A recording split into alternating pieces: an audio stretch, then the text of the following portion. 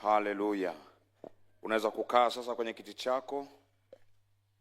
Tunamshukuru Mungu, leo ni siku yetu ya pili ya semina hii ya kipekee sana na ya ajabu sana, ambayo Mungu wetu yuko kazini kwa viwango vikubwa sana. Mungu awabariki praise team, unaweza kurudi.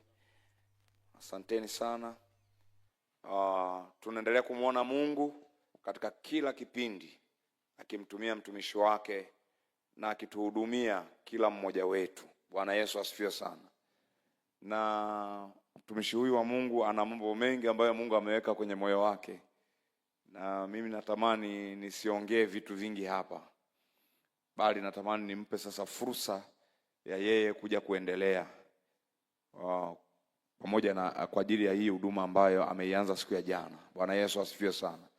Sasa wakati nakuja hapa mbele, naomba wote tusimame, tumshukuru Mungu wetu, tumtukuze Mungu wetu, tumsifu Mungu wetu. Napomkaribisha, karibu sana baba katibu mkuu kwa ajili ya huduma hii. Mungu akubariki sana. Karibu sana. Amen. Karibu sana. Ongeza makofi mengi. Tunalokuwa kwa kasi sana hapa Dodoma. Tusipokuwa makini sisi wengine tutashangaa na tupita na vumbi tu, anatuachia vumbi tu hapo. Mungu akubariki sana baba. Kasi hiyo tunatamani sisi tuipate mahali hapa. Ubarikiwe sana. Asante, ni kuombe uketi. Na mwenyekiti wetu wa kanda, katibu wetu wa kanda, na viongozi wengine kwa nafasi zenu mbalimbali kwenye vyuo vyetu vyote viwili na kanisa la mahali hapa, ninawasalimu katika jina la Yesu. Ninamshukuru Mungu tena aliyenifanyia nafasi ya kusimama mbele yako mchana huu wa leo tena kwenye kipindi chetu cha jioni hii.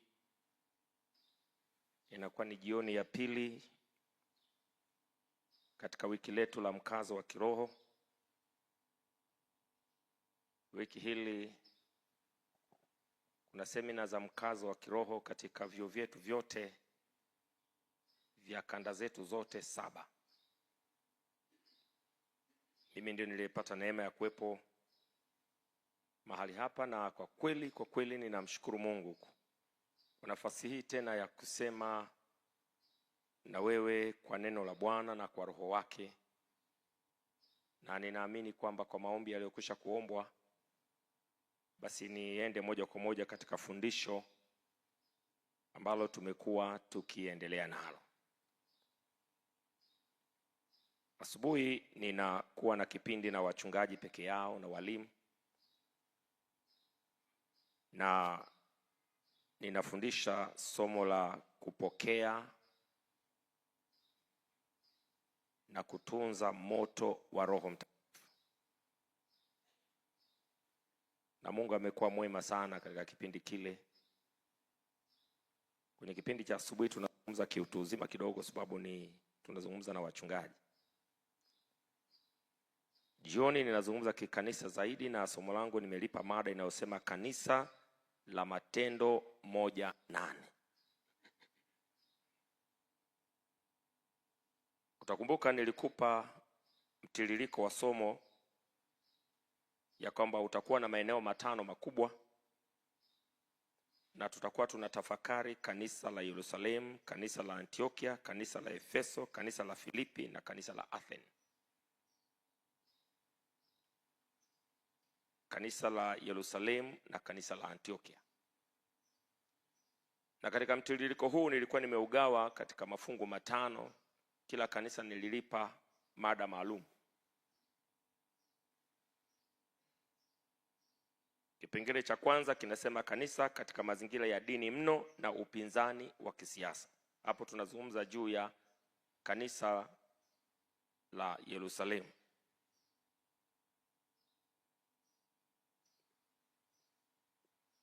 Kipengele cha pili tunazungumza kanisa katika mazingira ya ugenini mno, mbali na maeneo ya asili au mbali na nyumbani. Hapa tunazungumza juu ya kanisa la Antiokia. 3 tunazungumza kanisa katika mazingira ya giza mno na ushetani, yaani giza mno la ushetani na upagani mkongwe, mpagani uliokithiri. Hapo tunazungumza juu ya kanisa la Efeso.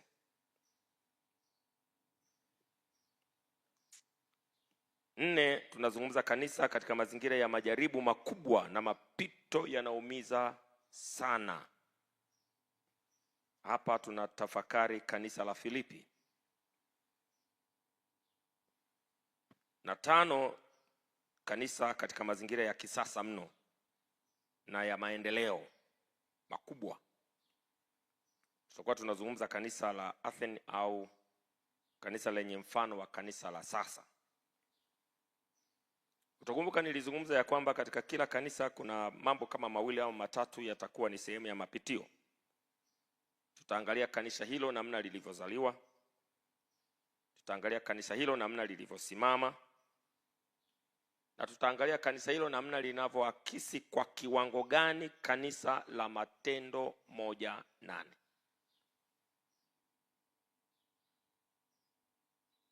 Katika kila kanisa tutaangalia mambo ambayo kwa kweli yanafaa kuyachukua. Na katika kila kanisa tutaangalia mambo ambayo hawakufanikiwa na ambayo kwetu yanakuwa kama maonyo na mambo ya kututazamisha, ili tusiingie kwenye shida walioingia kwa sababu ya kushindwa kutimiza sura ya Yesu katika kanisa hilo. Jina la Mungu wetu libarikiwe. Tunapozungumza kanisa la Matendo 1:8 tunazungumza juu ya kanisa la kiuamsho. Sio mradi kanisa. Ni kanisa la kiuamsho.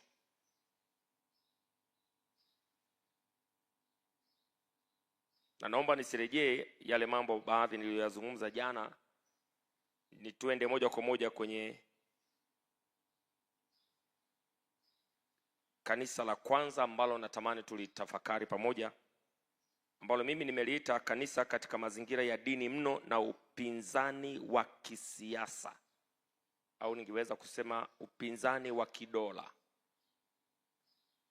Hili lilikuwa ni kanisa la Yerusalemu.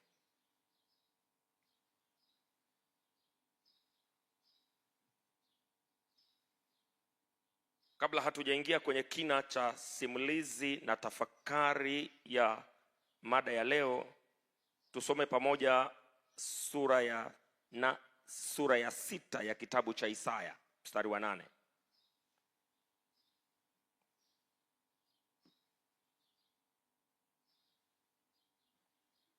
Katika Isaya 6 mstari wa 8 maandiko yanasema, kisha nikasikia sauti ya Bwana akisema, ni mtume nani, naye ni nani atakayekwenda kwa ajili yetu? Ndipo niliposema, mimi hapa, nitume mimi.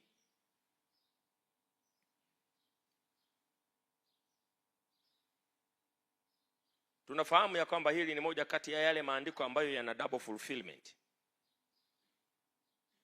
yana utimilifu mara mbili. Yana utimilifu wa wakati huo, lakini lilikuwa pia ni neno la kinabii ambalo utimilifu wake unasubiri. Tunafahamu lile neno lilikuwa linazungumza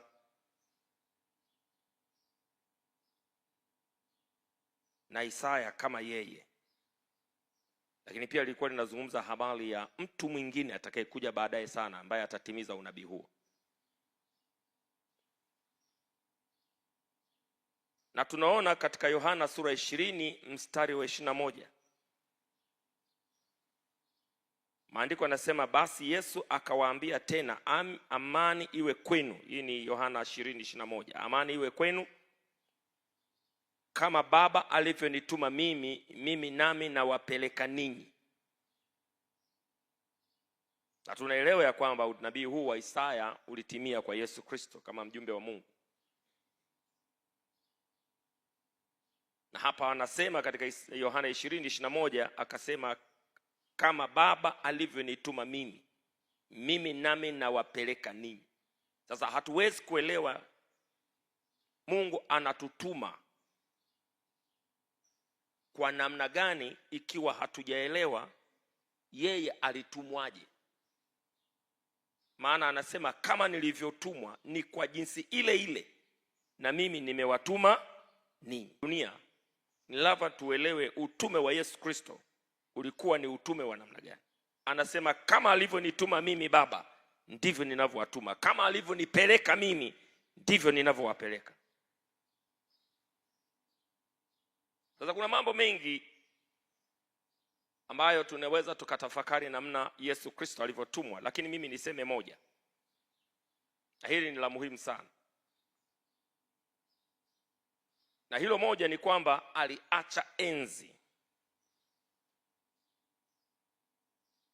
Sehemu nyingine Biblia inasema hakuona kule kuwa kama Mungu ni kitu cha kushikamana nacho, bali aliamua kwa hiari yake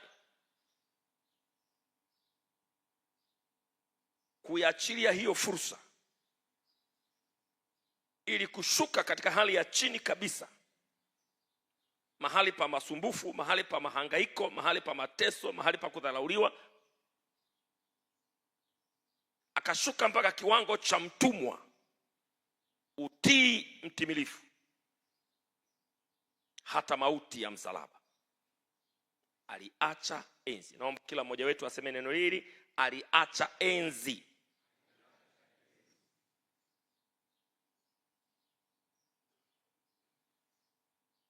Kumbe angeliangalia enzi, wenza kuna vitu vingemkamata, asingekubali.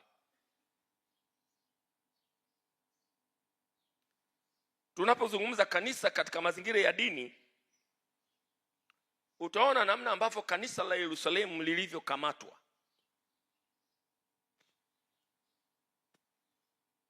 Pamoja na mambo mazuri na kitengo zaidi ya pale, tajia mambo kama 5, 6, 7 au 8 hivi yanaonyesha upekee wa kanisa la Yerusalemu.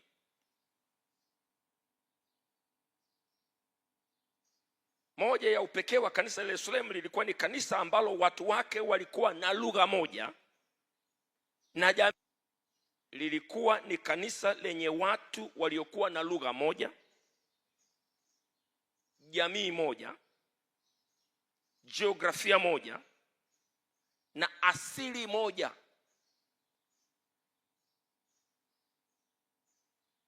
Hii kwao ilikuwa ni fursa nzuri sana.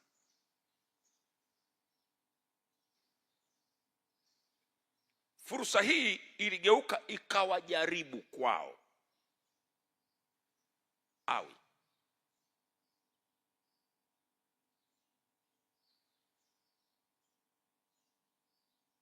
Jambo la pili, kanisa la Yerusalemu lilikuwa ni kanisa lililokuwa likichungwa na mitume wa Bwana Yesu mwenyewe. Watu waliokula na Bwana, watu waliokunywa na Bwana, watu waliompapasa, watu waliomuona, watu waliotembea naye. Na ndio maana kanisa hili lilikuwa ni kama ndo custodian of the right doctrine.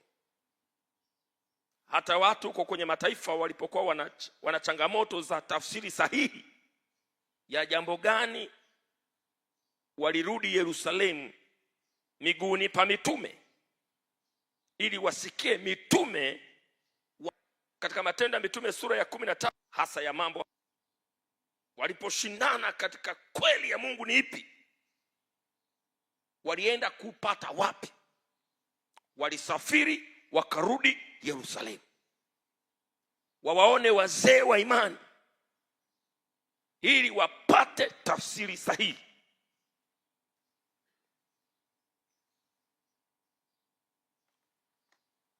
Hata Paulo mtume, pamoja na kuona maono, pamoja na kwenda mbingu ya 3 sijui na ya ngapi huko na kanini, lakini alirudi Yerusalemu ili aweze kucompare alichopewa katika roho na kile ambacho kiko on the surface. Kwa sababu kanisa la Yerusalemu ndio lilikuwa custodian ya doctrine. Tunataka kujua tuko sahihi au tuko sahihi, standard ilikuwa iko Yerusalemu, sio mahali pengine. Hilo ni moja kati ya eneo la upekee sana. Kwa nini? Kwa sababu mitume wa Bwana Yesu walikuwa wako Yerusalemu. Jambo la tatu lilikuwa ni kanisa lililokuwa na uwepo na madhihirisho ya Roho kwa viwango vya kupita kawaida. Ni kanisa ambalo lilipokea Roho sio kwa kipimo. Lilikuwa ni kanisa lililokuwa na Roho mwingi sana. Ndilo kanisa lililopokea ahadi ya kwanza ya Roho Mtakatifu kwenye Matendo 2 mstari wa kwanza na kuendelea pale. Ule unabii wa Yoeli ulitimia kwa mara ya kwanza kwenye kanisa la Yerusalemu. Na baada ya hapo ule moto ukaendelea maeneo mengine baadaye.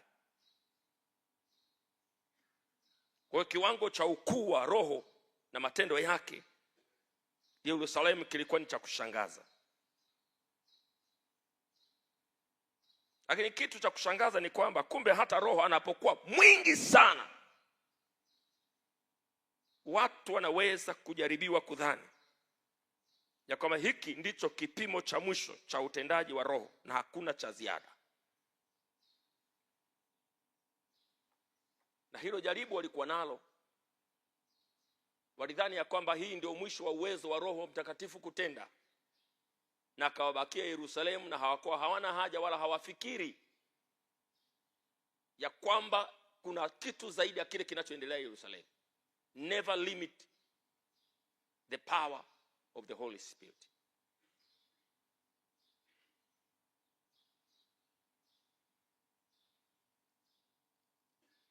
Bado Roho Mtakatifu anaweza kufanya mambo ambayo Petro akishokea leo atashangaa.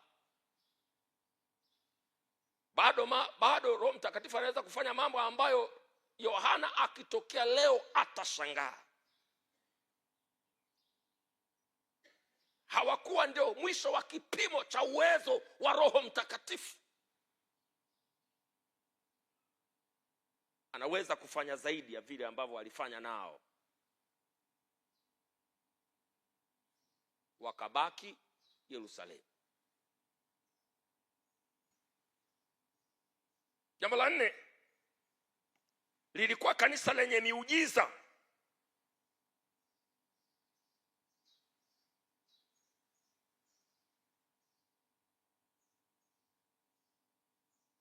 Andiko nasema hata vitabu visivyoweza kutosha idadi ya miujiza. Unaweza ukaona tangu nyakati za mwanzo kabisa, unaliona kanisa likitembea katika miguu ya nguvu ya kweli kwa mguu mmoja, na nguvu ya madhihirisho kwa mguu mwingine. Matendo ya Mitume sura ya 3 pale unaona kiwete anainuka. Na tunaona watu wakifufuka na matendo makuu ya kushangaza. Maandiko yanasema Bwana akafanya ishara za kupita kawaida kwa mikono ya mitume.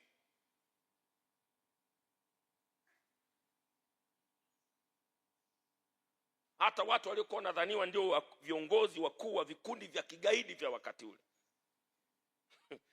walipokutana na Yesu, mambo yalibadilika. Kuokoka kwa Sauli ambaye baadaye alikuja kuwa Paulo ni moja kati ya alama ya uweza wa ajabu sana wa Mungu. Yuko safarini, ana nyaraka za mauaji, akipita nyumba kwa nyumba, mji kwa mji, anakutana na Yesu, anaokoka. Jitu liuaji liliokoka mpaka kanisa likapata tabu kuamini kama hili jitu linaweza likawa limebadilika.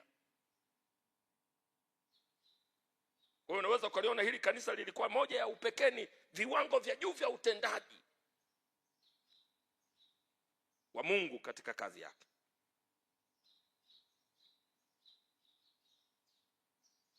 Jambo la 5 ni namna ambavyo walikuwa wanashughulikia dhambi katikati yao. Nazungumza upekee, uniqueness of this church. Halikuwa na suruhu na uchafu ama uovu wa namna yoyote. Dhambi haikuchekewa hata kidogo. Naweza mkakumbuka kisa kile cha kifo cha Anania na Safira. Ilikuwa ni moja kati ya matukio mengi yaliyowahi kutokea katikati yao. hawakucheka na dhambi, hawakulea dhambi, hawakufuga dhambi, hawakuivumilia dhambi, hawakulea dhambi. Walikataa dhambi kwa sura zake zote na kwa majina yake yote. Lilikuwa kanisa safi na lenye utisho wa utukufu wa Mungu, sio wa kupapasa. Ungeliweza kuwatofautisha watu waliokoka na watu wasiokoka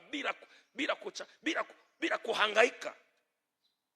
Mstari unaotenganisha watu wa Mungu na watu wa dunia ulikuwa ni mpana, hata kichaa anaweza kujua hawa wameokoka, hawa bado. Tuna challenge wakati wetu sasa hivi. Mstari unaotutenga sisi na dunia ni mwembamba sana, unahitaji microscope ili kugundua huyu ndiye mwembamba sana. Ni mwembamba sana. Biblia inasema wazi kabisa, mtawajua kwa matunda yao.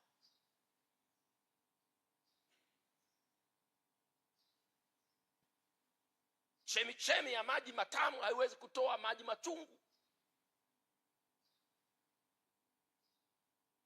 Lakini tunaishi katika nyakati ambazo ni ngumu sana kujua huyu mtu kama kaokoka kweli.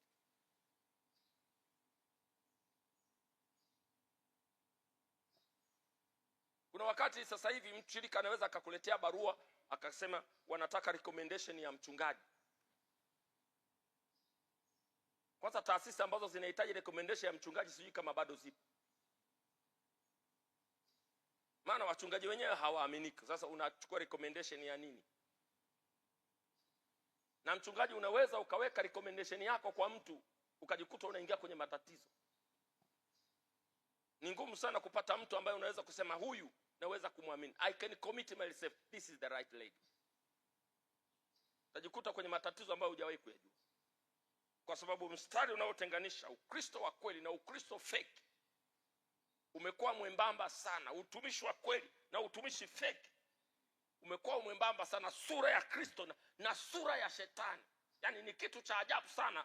Tuna kanisa ambalo lina sura inayofanana na ya shetani. Yaani ukimtazama shetani namna hii, alafu kaja ukamtazama Yesu, unaona mbona wanafanana?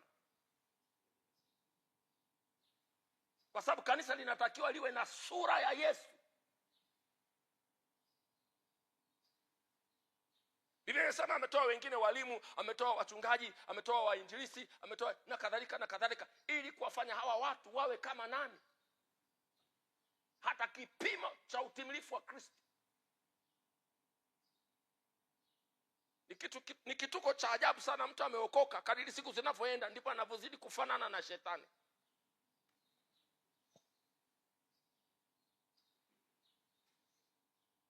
Mstari unaotenganisha sura ya Mungu na sura ya shetani umezidi kuwa mwembamba sana. Hawa hawakuwa hivyo. Mpendwa alijulikana ni mpendwa. Mtu asiye wa Mungu alijulikana sio mtu wa Mungu.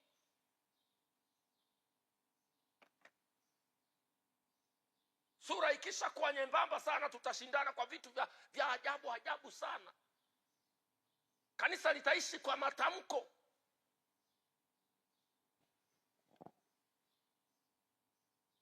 sio kwa neno. Mtu mmoja amenipigia simu, amenitumia message sijui jana au juzi. Ananiambia, mchungaji, tunaomba mtoe tamko la mavazi. Huko ambako kanisa linaenda sasa ni shida. Tutatoa matamko mangapi?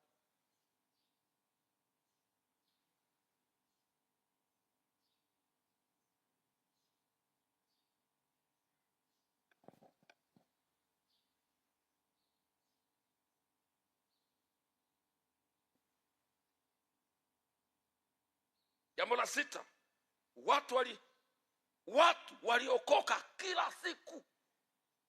Moja ya alama ya Yerusalemu ni namna watu walivyokuwa wanaokoka. Tunasoma katika Matendo ya Mitume sura ya 2 mstari wa 47. Bwana akaliongoza kanisa kila siku kwa wale waliokuwa wakiokolewa. Ni kila siku kuna mtu anakata shauri. Na mimi naamini maneno ya Roho Mtakatifu. Hakuna siku ilipita hajakata mtu shauri.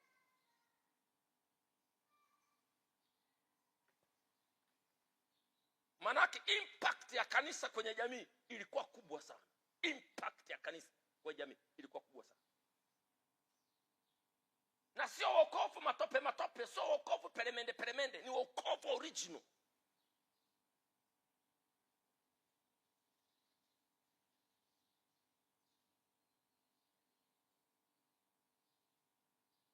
Waliokoka kila siku. Ndio maana sishangai kukuta kanisa la Yerusalemu lilikuwa ni moja kati ya makanisa makubwa sana ya kipindi kile cha awali. Over 50% ya percentage ya Yerusalemu ilikuwa iko katika mwili, ilikuwa katika Kristo. Zaidi ya nusu ya population ya Yerusalemu ilikuwa ya watu waliookoka. Ukienda sokoni unakuta wameokoka. Ukienda barabarani unakuta wameokoka.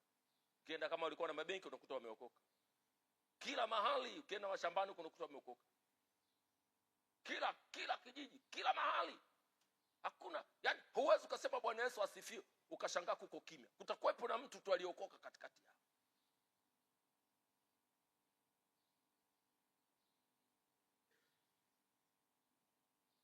Jambo la 7, lilikuwa kanisa lenye nguvu kubwa ya ushirika na umoja.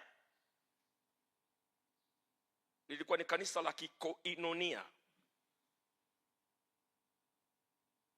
Udugu wa Kikristo ulikuwa mkubwa mno. Mtu alipookoka alimuona mpendo mwenzake ana maana kuliko labda hata ndugu wa kuzaliwa naye. Udugu wa Kikristo ulikuwa una nguvu sana. Ilikuwa ni moja kati ya advantage kubwa sana ya kanisa la Yerusalemu, ambayo huenda sasa hivi kiwango cha udugu wa Kikristo na mpendwa kama ndugu yako kabisa na kumpa pendo la Kristo la kidugu. Ushirika wa watu wa Mungu. Mungu aturejeshie upendo wa kwanza. Jina la Mungu wetu libarikiwe. Ndio maana ukiwakuta wazee waliokoka miaka ya 50 na miaka ya 60 na miaka ya 30 huko, ambao bado Mungu amewapa uhai, wanapata tabu sana. Wanaona ni kama dini nyingine kabisa hii.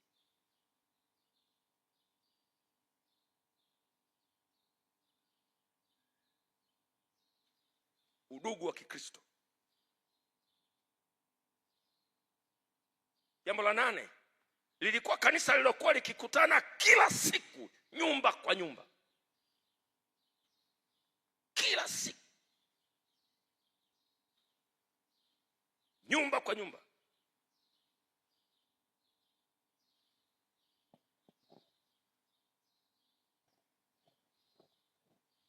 Hamu ya ushirika ilikuwa ni kubwa kiasi ambacho haikuwa shida wao kuwa na fellowship za kila siku.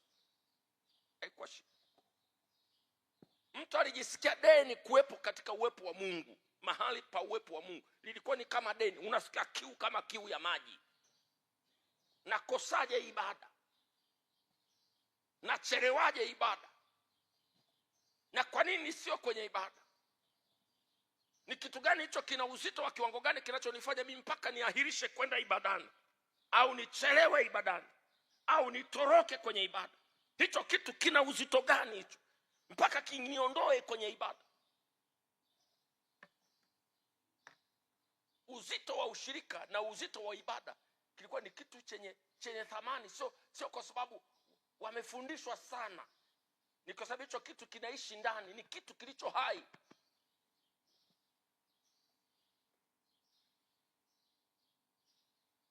Watu waliheshimu ibada. Watu waliheshimu uwepo wa Mungu. Watu waliheshimu Mungu yupo katikati yao. Ibada ilikuwa ina thamani kubwa kwenye makusanyiko ya Yerusalemu.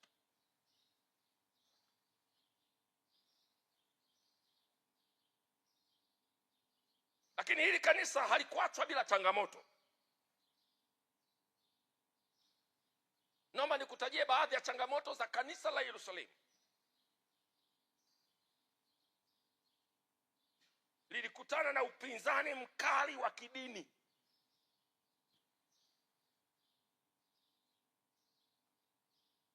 Kwa sababu walikuwa wanaokoka kutoka kwenye madhehebu, wanaotoka kutoka kwenye jamii za watu waliokuwa na imani zao, wanakuja katika Kristo. Kanisa lilizaliwa katikati ya madhehebu yenye nguvu na ushawishi pia wa kisiasa. Afadhali angekuwa na nguvu ya udini tu, lakini yalikuwa na nguvu ya kidini na yana ushawishi wa kisiasa. Yaani madhehebu ambayo yakisema serikali inasikiliza. Ni jambo lingine kuwa na upinzani wa kidini lakini hayasikilizwi na mamlaka. Lakini unakuwa na dini ambazo zinapinga imani ya kweli na zinasikilizwa na mamlaka. Zinatumiwa na mamlaka kama chombo cha kusimama kinyume na kanisa.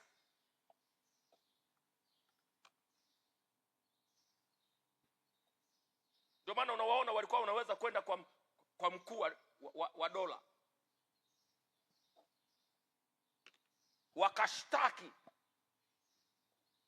wakashtaki mambo ya kanisa kwenye mamlaka. Hawa watu wanatusumbua, hawa watu wanatupigia kelele, hawa watu wamekutana kwenye maeneo ya makazi, hawa watu wafukuzwe. Vidini vya namna hii vinatakiwa vifutwe. Hivi vidini vya juzi juzi, hivi vidini vinavyokutana kwenye uchochoro, hivi vidini ambavyo havina majengo hivi. Maana wao walikuwa wana majengo, wao walikuwa wana masinagogi, wao walikuwa wana hekalu. Hivi vidini vya uasi hivi vidini msio mnavisikiliza hivi, wana uwezo wa kwenda kushtaki na wakasikilizwa.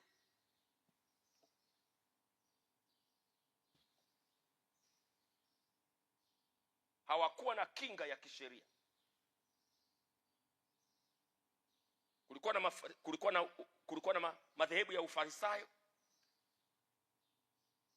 kulikuwa na madhehebu ya Masadukayo, kulikuwa na makundi ya waandishi, kulikuwa na makundi ya wanasheria na wanatheolojia. Yalikuwapo makundi mengine zaidi ya Ufarisayo na Usadukayo ambaye yalikuwa na nguvu kwenye jamii ya ushawishi. Na Yesu alipambana nayo haya. Yalisumbua sana kazi ya Yesu. Yanatafuta makosa. Walipambana na nguvu ya dini na wakasurvive.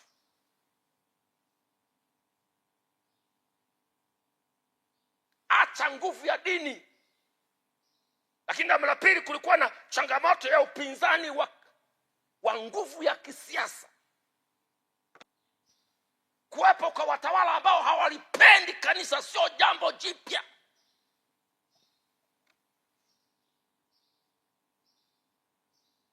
Kulikuwepo na watawala wasiolipenda kanisa.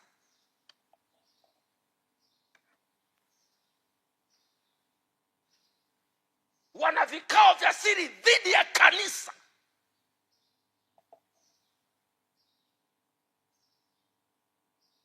Na moja kati ya ajenda yao ilikuwa ni kuwaua baadhi ya viongozi wakuu wa kanisa.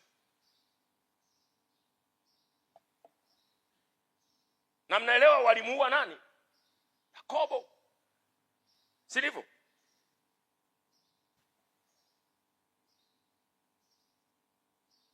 Na aliyekuwa anafuata yuko kwenye foleni alikuwa ni nani? Petro.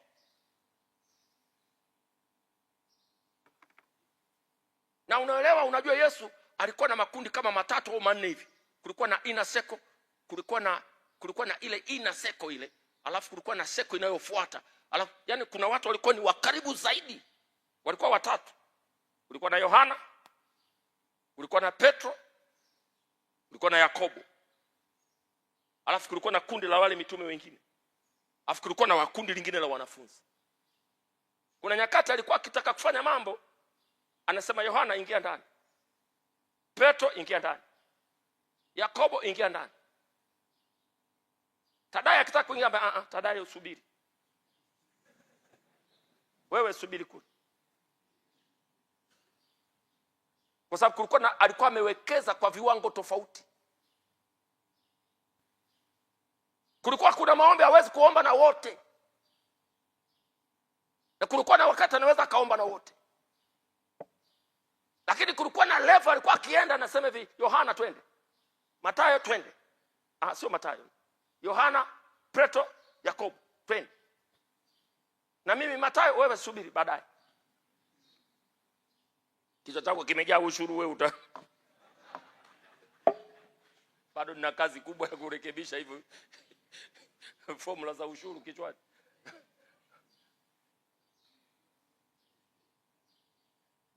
Na unamuona shetani anapoua, anachagua viongozi, key leaders. Akaanza na Yakobo, aliyekuwa anafuata ni Petro, na najua watatu angelikuwa ni Yohana. Amemaliza ina seko ya Yesu. Akakamata Yakobo, akaondoa kichwa. Biblia inasema kanisa likaomba kwa juhudi. Mungu akatuma msaada. Akamchomoa Petro gerezani. Ameshakata tamaa. Wameshamfunga mikatale. Yuko ndani kwenye chumba cha baridi. Kanisa linaomba. Watu wamehamia nyumba ya ibada kwa mama yake Marko. Petro amefunguliwa kutoka gerezani, anawakuta wanaomba. Kabinti kadogo kanachungulia dirishani, kanamuona Petro. Anarudi kuwanyamazisha watu wa Mungu, anasema jamani tafadhali mnyamaze. Mungu amejibu. Ni kama nawaona vile. Msikiliza binti, hatupendi mambo ya kijinga hapo. Sisi tuko busy.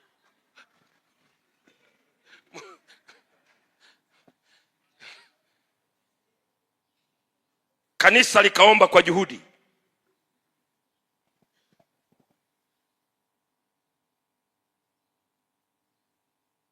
Chuki dhidi ya kanisa. Kwa hiyo walikuwa wanapambana na chuki. Na hiyo inanisaidia kuelewa ya kwamba kama kulikuwa kuna chuki za kisiasa na kama kulikuwa kuna chuki za kidini, maana yake kulikuwa kuna chuki ya kijamii. Huwezi kuchukiwa na dini na ukachukiwa na siasa na falsafa za kisiasa alafu mkawa mnakubalika kwenye jamii. Kwenye jamii kulikuwa na shida kubwa. Ndio maana sishangai kukuta kuna watu wengi sana hawana pa kulala, hawana chakula, hawana mavazi, wametengwa na ndugu zao, wamefukuzwa na ndugu zao, wamefukuzwa kwenye koo zao, wamefukuzwa kwenye masinagogi. Au umesahau kisa kile cha yule kipofu aliyeponywa? Alikuwa kipofu tangu kuzaliwa. Wazee wake wamebananishwa na viongozi wa sinagogi. Wanaambia mpeni Mungu utukufu, huyu jamaa mwehu tu huyu. Ni mtenda dhambi kama mtenda dhambi nyingine. Nyinyi mnasemaje? Hivi kweli huyu kijana wenu kaponywa? Sema muulizeni mwenyewe, yeye ni mtu mzima. Walikuwa wanaogopa nini? Chuki ya jamii. Kwa unaweza kuliona kanisa linachipuka, lina nguvu katikati ya chuki kali sana ya jamii. Na likasurvive. Huenda tunaweza tusiwe na challenge ya kanisa la sasa kama waliokuwa nayo kipindi kile. Watu wanaokoka wanafukuzwa shule. Watu wanaokoka wanafukuzwa nyumbani. Watu wanaokoka wanatengwa na koo zao. Watu wanaokoka wanapigwa.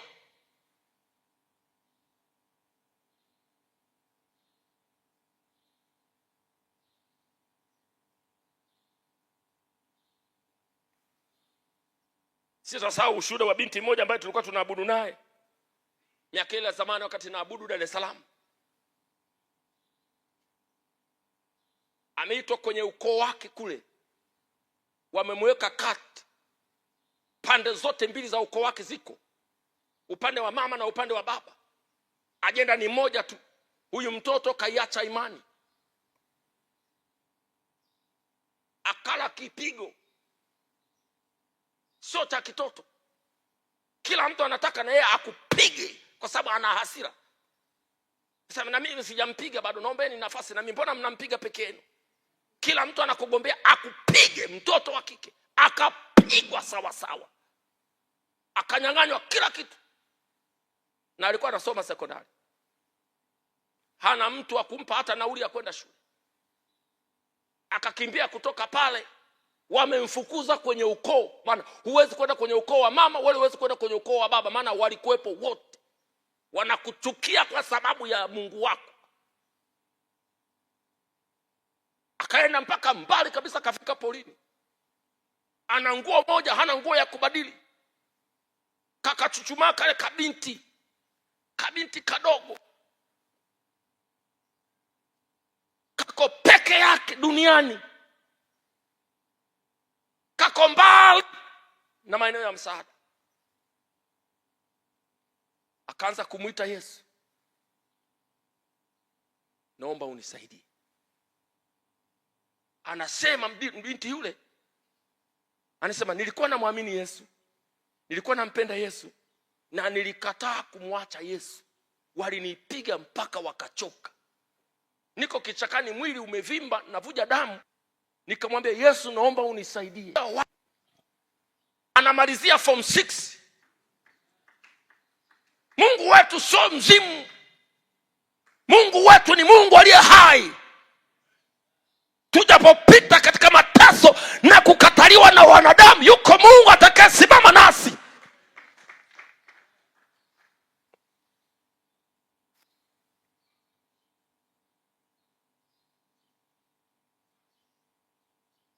Moja ya changamoto ya kanisa la Yerusalemu,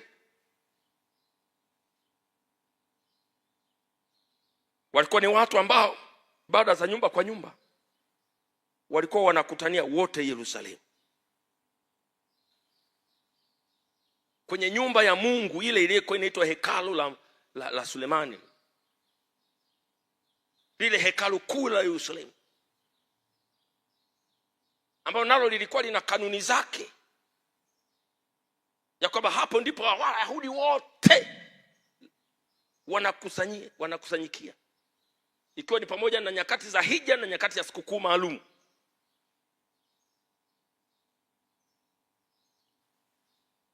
Kwa hiyo walipokuwa wanatazama lile hekalu, ilikuwa kwao ni challenge kubwa. Unawezaje kwenda mbali na nyumba hii? Unawezaje kuishi maisha ambayo hautakaa uingie tena kwenye nyumba hii? Hilo jambo lilikuwa changamoto kubwa sana. Ndio maana utaona katika sura za awali wanafunzi wa Yesu walikuwa wakikutana hekaluni. Wayahudi wako humo na wenyewe nao wako humo, maana wenyewe nao walikuwa Wayahudi.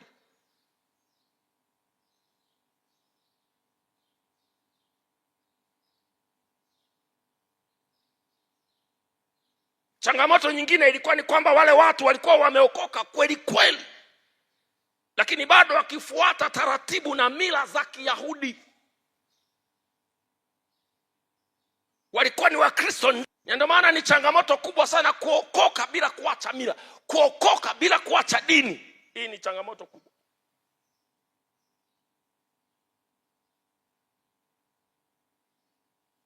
Madhaifu mengine ya kanisa la Yerusalemu,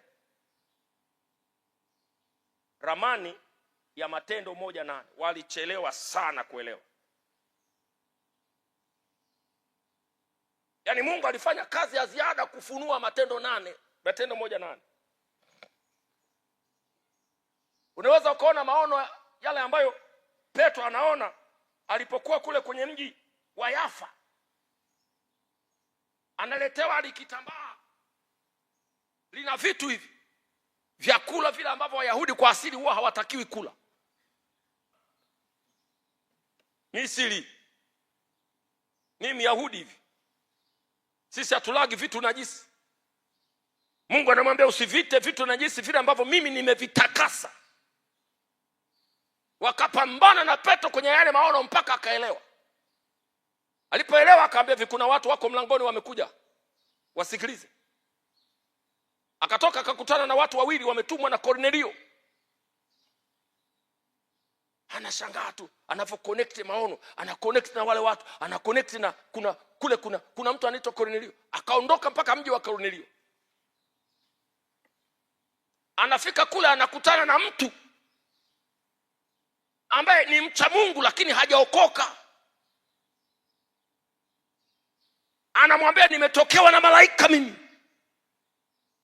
Na malaika wa Mungu usikiliza yote aliyekuambia Mungu. Akaanzia hapo kumfunua Kristo. Akali akinena, Roho wa Mungu akaja juu yao, wakajazwa wote. Kayurudi ile Yerusalemu. Jamani, Mungu hana upendeleo. Amna. Mungu hana upendeleo. Mungu. Jamani, nisikilizeni jamani. Tumesema hivi, hatukusikilizi. Akaanza kuwatolea ushuhuda. Watu wakashangaa. Wakasema, kumbe hata wa mataifa nao wamepewa toba iondoayo dhambi kama sisi. Akawaambia, ndio maana mimi nilibidi niwabatize. Kumbe umewabatiza. Sema yeye, sasa ungekuwa wewe ungefanyaje? Nimewabatiza. Injili inavuka Yerusalemu kwa mbinde.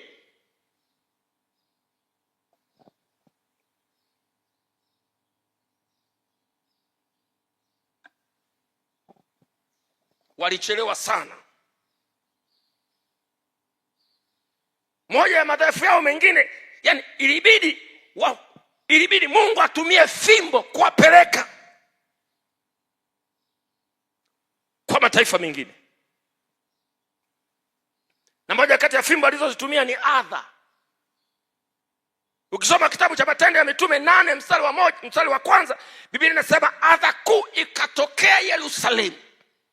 Adha kuu ikatokea Yerusalemu.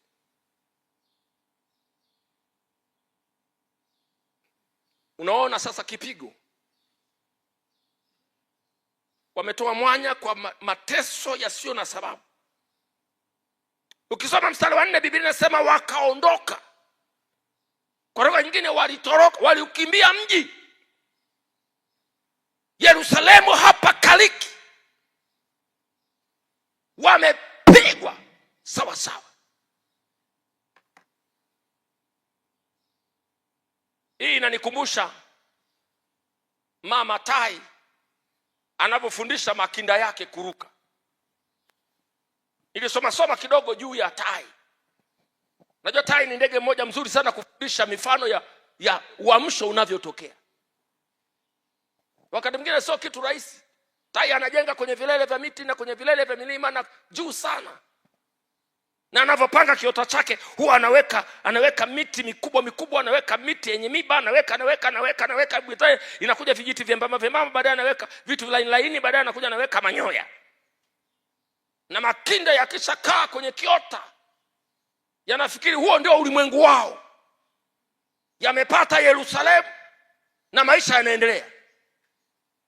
Vitu vinatokea Yerusalemu. Na mama tai anajua huyu lazima atoke hapa. Akiendelea kukaa hapa hata kuwa tai, ataendelea kuwa kinda lenye manyoya mengi.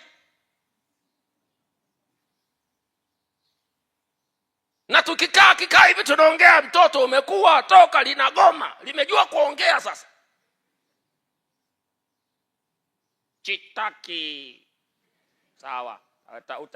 Chataka tusubiri baadaye kidogo.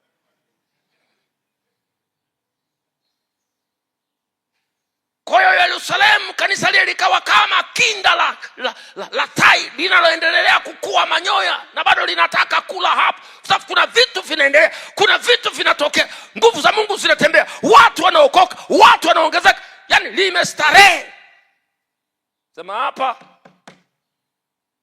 kuna shughuli nyingine inatakiwa. Anapofanya mama tai huwa anaondoa majani laini.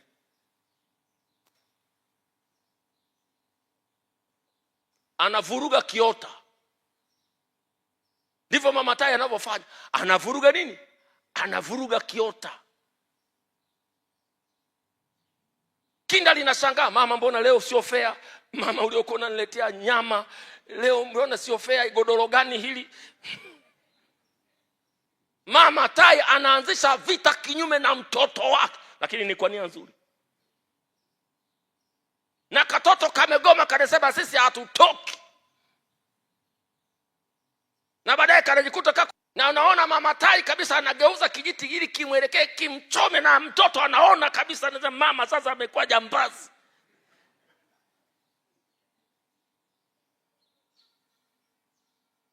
Mwisho anaamua kukivuruga kabisa kiota, maana pamoja na kumwelekezea vijiti katoto kamegoma. Kwa nini? Hakajawahi kuruka, kwa hiyo hakajui kuruka ni nini. Kanadondoka kutoka juu. Ukiona yale mazoezi ya katoto katai kuruka, unaweza tafikiri ni mazoezi ya kijeshi. Kanapodondoka juu, kanadondoka, mama tai hakaachi, kaenda mpaka mama tai anatanua madawa yake, alafu anakaweka mgongoni, alafu anatanua namna hii. Anakapeleka juu kako, alafu anakaachia. Mama mbona sasa hii mbona sio kawaida hii?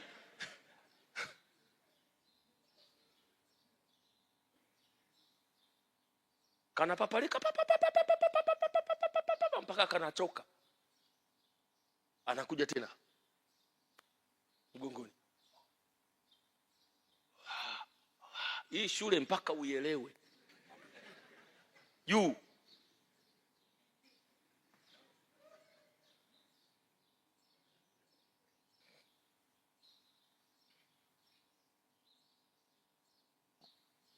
Bwana Yesu asifiwe. Biblia inasema wakatoka Yerusalemu, wanakimbia nini? Miiba. Kiota hakikaliki tena. Wakaenda kote wakilihubiri lile neno. Ndicho Mungu alikuwa anataka. Alikuwa anataka kanisa la Matendo 1:8 lenye sura ya kanisa. Bwana akaenda pamoja nao akilithibitisha lile neno kwa ishara nyingi na miujiza mingi. Ile ahadi ya kwamba ishara hizi zitafanana hao waaminio ikawa inatimia sasa.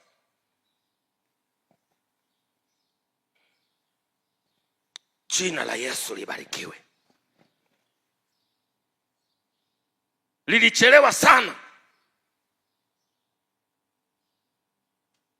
Na kuchelewa huko kulisababisha adha kubwa.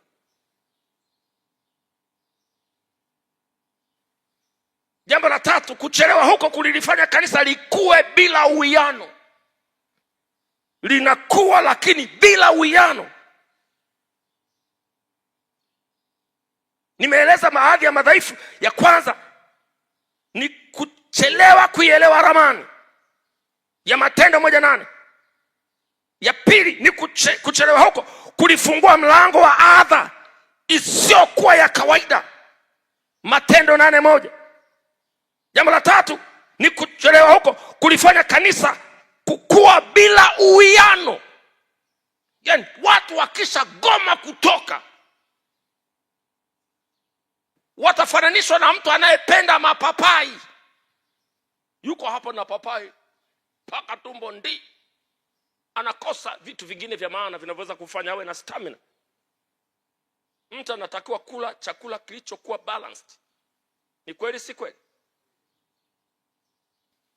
Kwa sababu kuna maeneo 5 kanisa linatakiwa kukua. Tunapozungumza juu ya church growth, yako maeneo 5.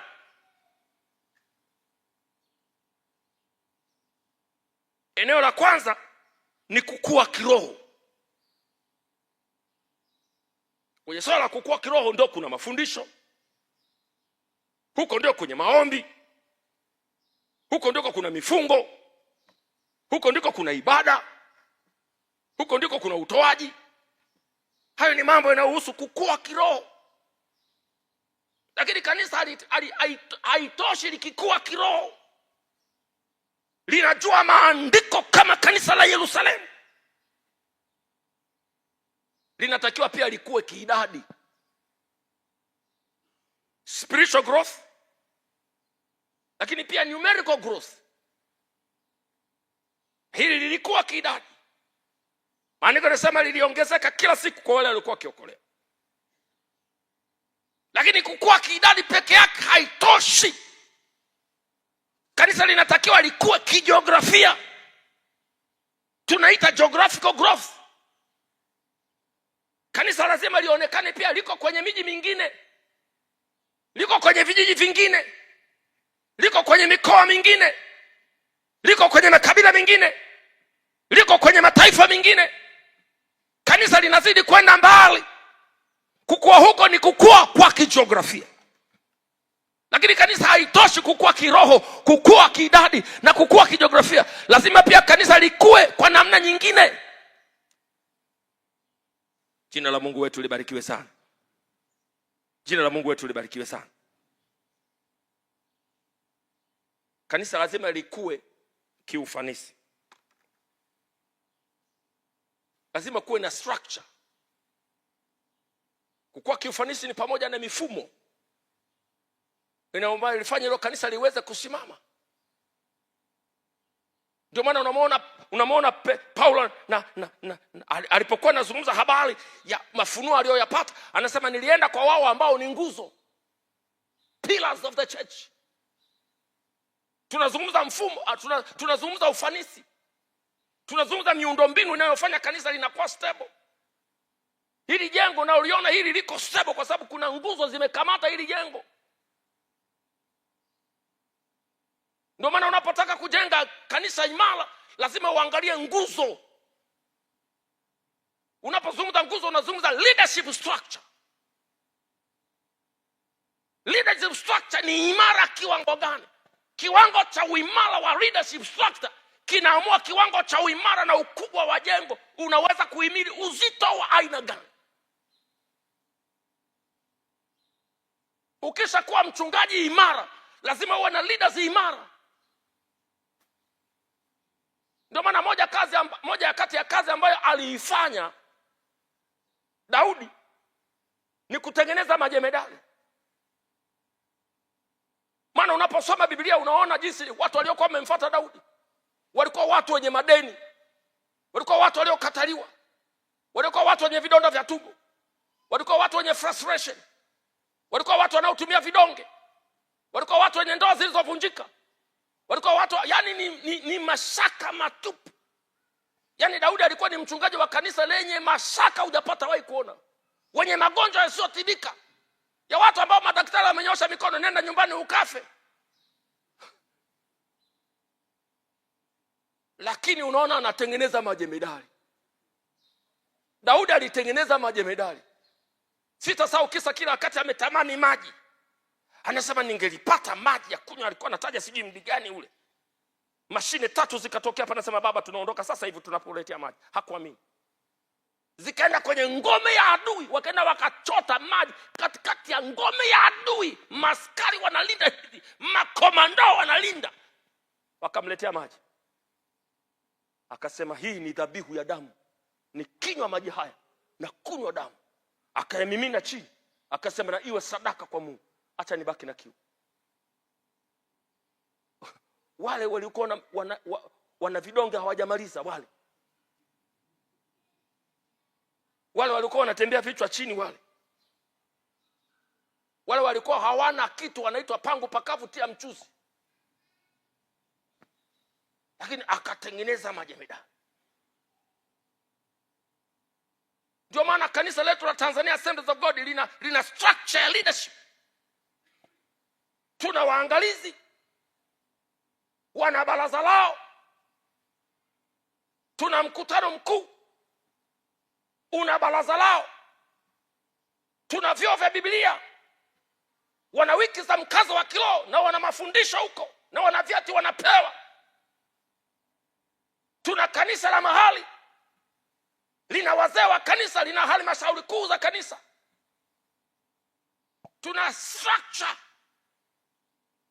Kuwa na structure ni jambo moja, na kuwa na structure ambayo ina watu ambao wamewekezewa uwezo, wamewezesha, they are empowered, ni kitu kingine.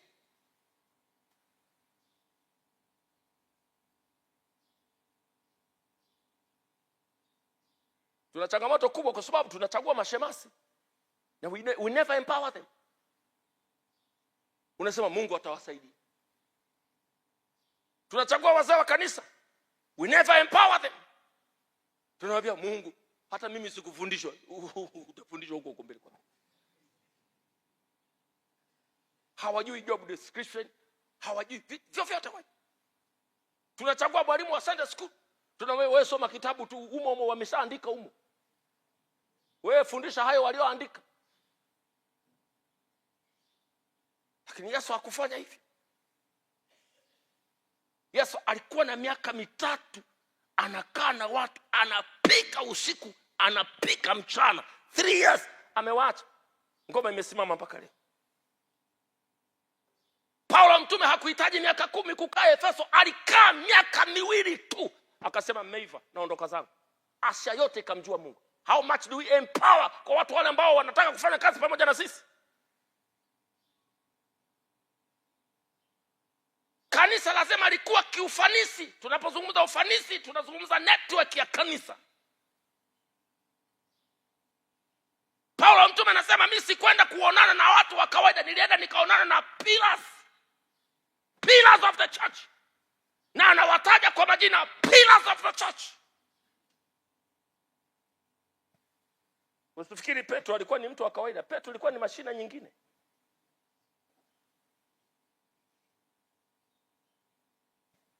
Ukaenda ukasoma biography ya mtu mmoja mmoja, hizi zilikuwa ni mashine. Jina la Mungu wetu libarikiwe. Lakini haitoshi kanisa kukua kiroho, haitoshi kanisa kukua kiidadi, haitoshi kanisa kukua kijiografia, haitoshi kanisa kukua kimiundo mbinu. Haitoshi kuwa na majengo na maspika, haya yote yako kwenye structural system. Kanisa lazima likuwa kiurejesho. Kukua kiurejesho na ile tunaita prodigal growth.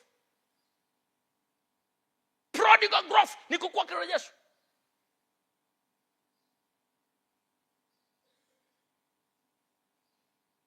Yaani kanisa linakuwa, unajua Nuhu alipotoka kwenye safina, alikuwa anatoa ndege mmoja, anamrusha, anakwenda na randa, alafu anakosa pakutua, anarudi kwenye nini? Kwenye safina. Prodigal growth ni kwamba ni nguvu iliyoko mahali kiasi ambacho hata wale walioondoka kwa dhambi au walioshawishikwa na vyovyote ilivyo wataenda wataranda, lakini mwisho wanasema hamna. Kanisa ni TAG. Jina la Mungu wetu libarikiwe. Watatoka sawa, watashawishika sawa, watawezwa sawa, wataanguka sawa, lakini fukuto la kweli la nguvu ya Mungu wataenda hata kilomita 100, lakini kuna siku watarudi kwa kamasi. Hiyo inaitwa prodigal growth. Yaani mtu anarudi na dhehebu lake. Yaani dhehebu zima linarudi. Sisi kwa asili ni Assemblies of God. Tumerudi nyumbani mtupokee. Hatupokee mtu, tunapokea dhehebu. Tukoleze huu moto, watarudi wengi. Hujatembea huko vibaoni huko ukakuta Assemblies of God lakini sio ya kwetu. Ziko nyingi huko mtaani unakuta hii Assemblies of God, hii Assemblies of God. Hizi Assemblies of God za wapi hizi? Sisi tunajua kuna Assemblies of God moja. Hizi Assemblies of God hizi zingine zinatoka wapi? Power Assemblies of God, Vituko Assemblies of God, juu na chini Assemblies of God, mbele kwa mbele Assemblies of God, utanikoma Assemblies of God. Zimejaa. Assemblies of God hizi za aina gani hizi?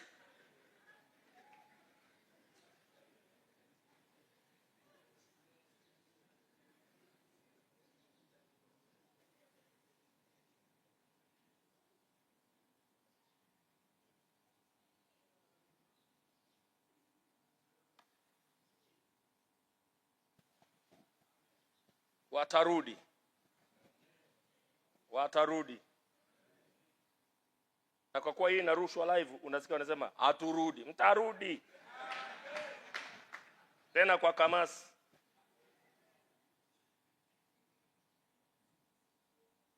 Kwa sababu ni kanuni ya kanisa lililo moto. Moja ya nguvu yake ni prodigal growth. Those who left, they think twice. Alafu wanasema ya kwa nini nijilishe miganda na nguruwe wakati nyumbani kwa baba naweza kupokelewa kwa vigeregere, narudi hata kama nikifanywa baabu narudi. Ndivyo alivyokuwa mwana mpotevu.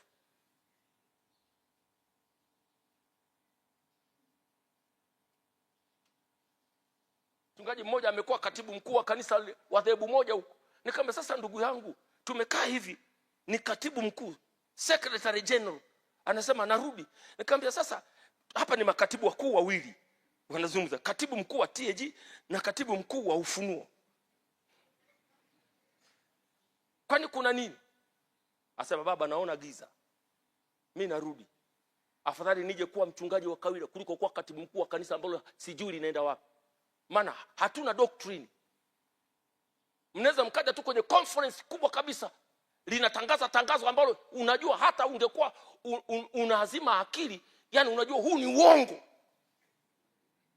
Yani mimi kuendelea kukaa katikati ya watu wanasema uongo wa wazi kabisa, yani unajua huu ni uongo kabisa.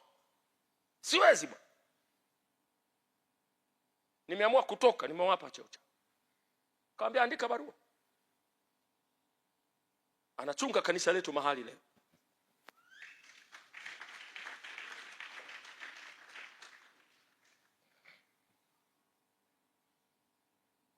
Wale mnaowaza kutoka, unaenda wapi?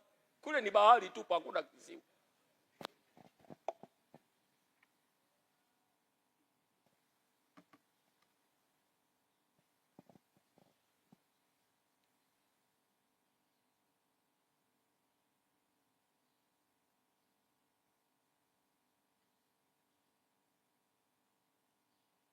Jambo la 4, tatizo la kuwafikia watu wa aina moja. Tatizo la Yerusalemu lilikuwa na shida ya kuwafikia watu wa aina moja.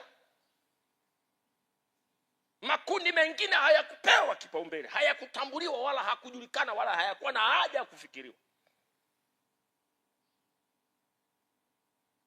Kumbe kusipokuwa na mkakati maalum, kuna watu wengine tutakuwa nao lakini hatutawafikia.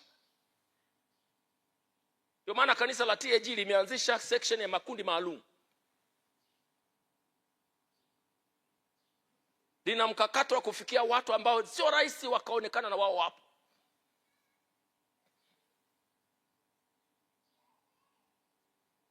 Tuna Arabu wako nchi hii, ni kizazi siji cha 5 siji cha 6. Tuna Wachina wako nchi hii wa miaka yote, acha hawa wanaokuja juzi hapa. Nimewakuta Zanzibar wanaongea Kizanzibari, huwezi kuamini ni Waswahili kabisa lakini Mchina. Kuna Wahindi wako nchi ni wa miaka na miaka, tangu enzi zile za kabla na wakati wa mkoloni. Walikuwa ni wafanya biashara, walikuja huko ni wa zamani. Na wale jamaa wana culture ngumu sana ya kuchanganyika. Yaani mtu mpaka hata babu yake hamjui. Lakini ukimwambia sema yes, ukimwambia sema Kiswahili, unasikia unafikiri ametoka New Delhi asubuhi. Wanahitaji special ministry. Kanisa Yerusalemu lilikuwa linakusa yani ni Wayahudi tu. Tena kuna wakati ilikuwa shida hata akiwa ni Myahudi awe ni yule anayeongea Kiebrania. Maana kulikuwa na Wayahudi wanaoongea Kiebrania na kulikuwa na Wayahudi wanaoongea Kiyunani. Ukiwa Myahudi unaoongea Kiyunani, yani wanaanza kupata tabu.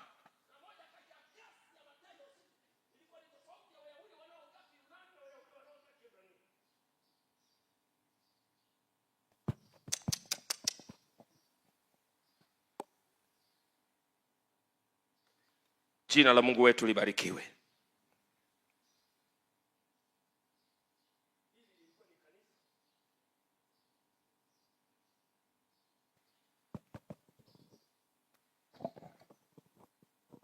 Hili lilikuwa ni kanisa ambalo lilikuwa limezaliwa katika mazingira ya dini sana.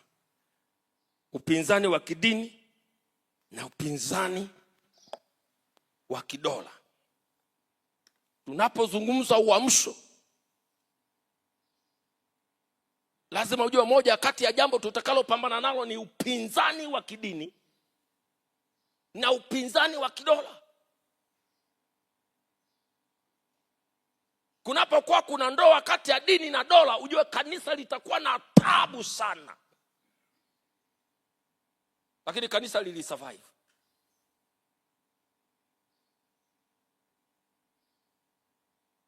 Kanisa lilisurvive. Na moja kati ya changamoto za kanisa la magharibi sasa hivi ni upinzani wa kidola. Sheria zinapitishwa kwenye mabunge za kupinga wazi wazi. Influence ya kanisa imekwenda chini, na sasa mamlaka zinafanya maamuzi, na ibilisi amefanikiwa kupenyeza watu wake kwenye vyombo vya maamuzi. Kwa hiyo wanapitisha sheria kwa makusudi, wanajua hii kanisa ndio inakula kwao. Sasa jela au wachungaji wengi waende jela, tukajae magerezani huko. Hicho ndio kilichotokea kwenye kanisa la Matendo ya Mitume. Walikamatwa wakapelekwa jela na hawakubadili msimamo, walifungwa. Wakaambiwa msiseme tena kwa jina hili, na wakasema tunasema.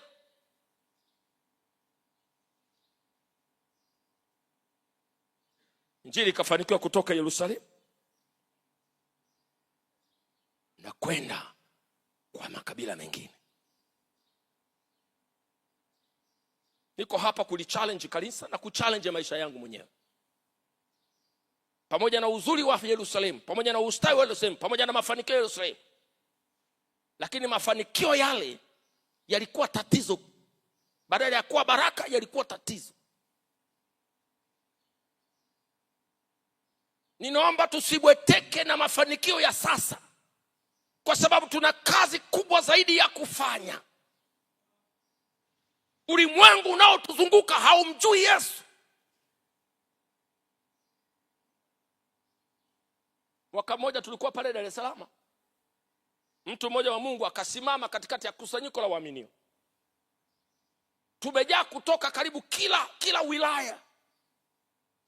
Makanisa yote ya Dar es Salaam tulikuwa tumekutania pale Kinondoni. Akasema Wakwere wasimame kama wako katikati yetu. Hakutokea hata mmoja. Kwa hiyo hakuna Mkwere hapa hata mmoja, hayupo. Wazaramo wasimame. Na bahati mbaya siku ile mzee Lugwame hakuwepo, kwa hiyo tukakosa hata mtu wa kusimama kwa niaba. Hawapo. Na hao ndio watu wa Bagamoyo, na hao ndio watu wa Pwani, na hao ndio watu wa Abraham, hao ndio watu wa Dar es Salaam, hao ndio watu wa asili. Hawapo. Miaka ile tunafanya huduma Dar es Salaam, wanatuambia hivi mtaokoka nyinyi tu. Tulikuwa tumekwenda kupanda kanisa Mbande. Wanasema mtaokoka nyinyi, sisi hatuokoki. Kwa hiyo unaona watu hao wako Yerusalemu, wana celebrate revival, wana celebrate roho wa Mungu anatembea, wana celebrate vipawa, wanashangilia, watu wanaongezeka, watu wanaokoka kila siku, lakini kuna watu hawajafikiwa. Wala wako mbali. Wako hapo tu Samaria. Hawako mbali, wako hapo tu Samaria.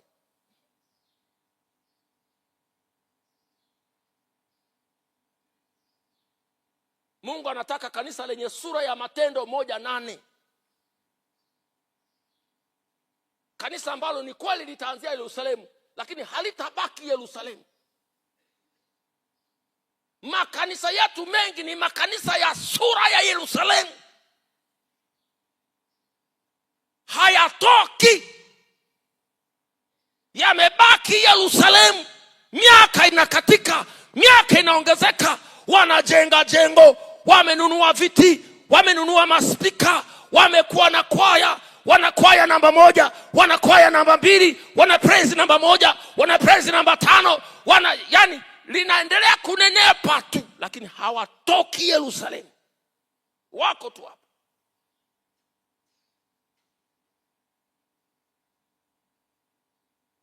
Mchungaji msaidizi namba 1. Mchungaji msaidizi namba 2. Mchungaji msaidizi namba 3. Msaidizi wa mchungaji msaidizi namba 4.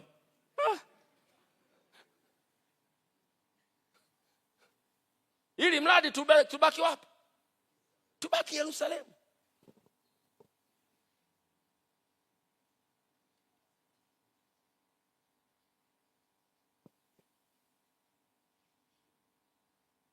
Mungu anatuita tutoke Yerusalemu. Huu ni wito wa Mungu kwa watu watoke wapi? Watoke Yerusalemu.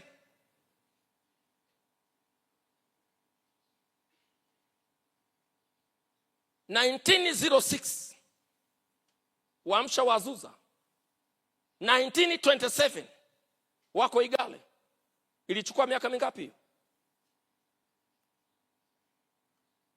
06 mpaka 27, 1906 mpaka 1927. Fanyeni hesabu haraka, ni miaka mingapi?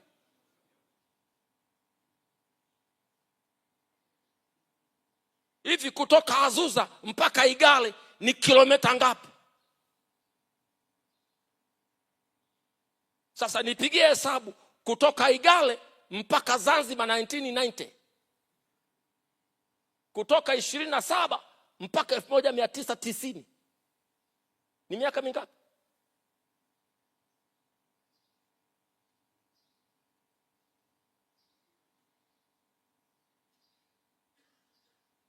Yaani kufikia eneo ambalo liko ndani ya nchi yetu yenyewe tunahitaji karne moja. Tatizo ni nini? Watu wamekatalia Yerusalemu.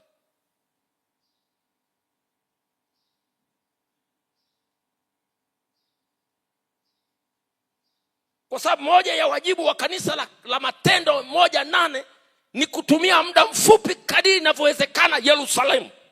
Muda mfupi kadiri inavyowezekana.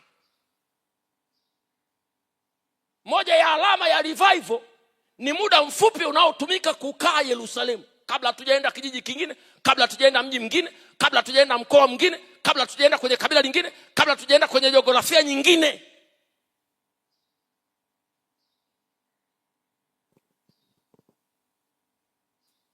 Na tukianza kuzoea roho ya Yerusalemu, utashangaa hatutoki tena kwenda kuvua, tunasubiri samaki watoke baharini waje nchi kavu, waje wenyewe.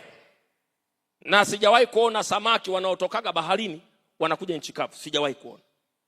Yuko samaki mmoja tu mwehu, ana shida zake mwenyewe za kimaumbile, ndio anatokaga baharini anarukia nchi kavu. Hujawahi kusoma ule msemo unaosema nini, hasira za mkizi?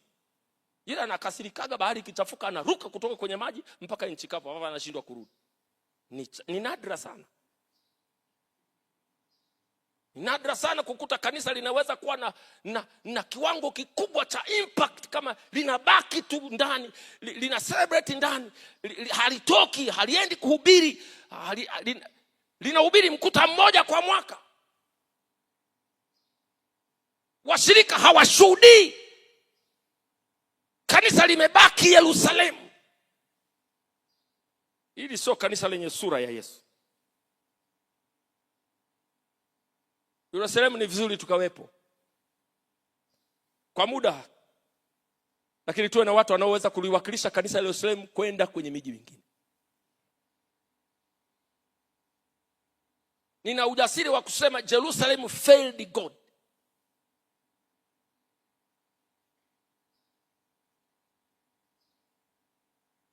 Yerusalemu lilikuwa na kila kitu ambacho labda kanisa lingelitakiwa kuwa nacho, ambacho kingekuwa ni chocho kulifanya Yerusalemu itoke iende, lakini lilichelewa sana. Kanisa ambalo tutalizungumza kesho, nilidhani ingelitosha muda wangu leo kulizungumza, ni kanisa la Antiokia. Halikuzaliwa kwa sababu ya mkakati wa Yerusalemu. Lilizaliwa tu kwa sababu ya kama bahati mbaya tu limetokea. Mungu anahamisha wajibu wa kimisheni kutoka Yerusalemu kwa sababu hawawezi tena. Anapeleka kwenye kanisa ambalo liko tayari.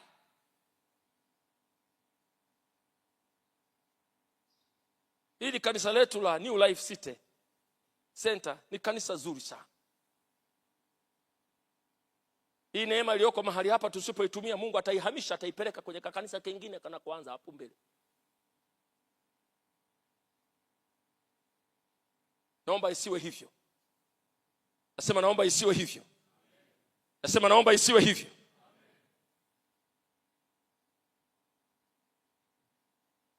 Tuna kipindi cha amani ambacho unaweza ukasema kwaya, nendeni mkazae kanisa jioni hii, na likatokea. Yaani kwaya inaweza ikaondoka jioni na ikaenda mahali na ikazaa kanisa. Kwaya watu 20 au watu 30 wanaweza wakatoka jioni moja wakaenda wakazaa kanisa. Hivi ni kwa nini Dodoma ina makanisa machache namna hii? Yaani ukitoka hapa unakwenda kwenye kanisa la Mkuyu. Na kanisa la Mkuyu limezaliwa tu kwa sababu liliambiwa toka. Hao watu hamjui hiyo historia. Lisingekuwepo lingekuwa liko hapa. Lilipotoka lile lipo na hili lipo.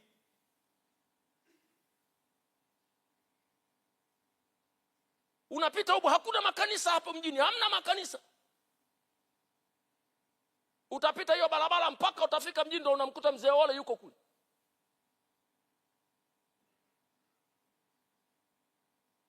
Na kuna watu wamegoma hapa pangu, pako tangu lini sijui, lakini pangu.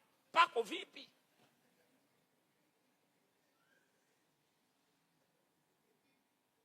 Hatuwezi kuendelea na roho ya hapa pangu. Mji unatakiwa uwe na makanisa. Huu sio mji tena, hili ni jiji.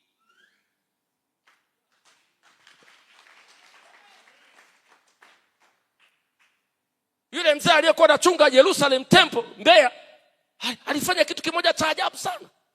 Ukienda Mbeya unakuta kila mahali kuna kanisa, kila mahali. Lakini alikuwa ni maamuzi ya mtu mmoja, aliamua kwenda kutoka Yerusalemu. Unajua yule baba alisimama Jumapili moja tu, wala sio mbili, moja. Akasema watu mnaotokea wapi kule? Mzee wa kanisa, nenda nao nisiwaone tena hapa. Mtafute kwa kukutana. Alitawanya kanisa Jumapili moja, akabaki na kwaya. Unaweza usielewe gharama aliyolipa yule mzee. Jumapili moja akabaki na kwaya. Akasema wale mnaotoka si Nkuhungu, nyosheni mikono.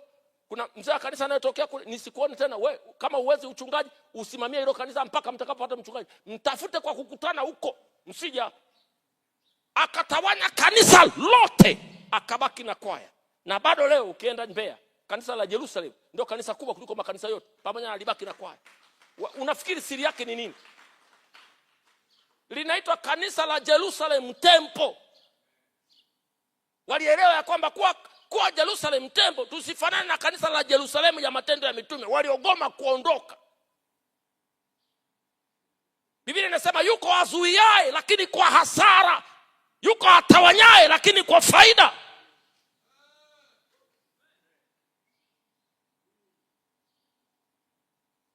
Lazima tubadili vipaumbele kama tunataka injili isonge mbele. Lazima tuweke agenda ya ufalme mbele kama tunataka injili isonge mbele. Na mimi si wahubiri maneno. Nina miezi 5 natafuta kiwanja. Miezi 5 natafuta kiwanja. Tangu nimepandwa nina miezi 5. Na hivi nakamilisha kupata kiwanja cha kanisa la kwanza. Ndani ya miezi 6 napanda tawi. Mimi mwenyewe tawi. Yaani sijaenda section bado. Mimi bado tawi. Sasa bado najitafuta. Lakini najua kuna agenda ya Mungu. Kama nataka kustawi, kama nataka kufanikiwa, lazima niwe na agenda yani kama nitangangania Yerusalemu, nasema na sina watu wengi, sisi hatuna hela nyingi. Kwanza mahali penyewe pa kuabudia bado hapajaeleweka. Wewe paka unasubiri kieleweke, utasubiri sana. Tutoke Yerusalemu,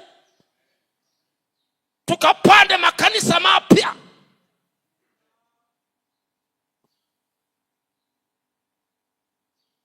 Nilipanda tawi langu la kwanza nikiwa na watu 14 Zanzibar. Tawi la kwanza 14 people wanakaa kwenye mabenchi mawili. Mabenchi mawili. Tunazaa tawi la kwanza.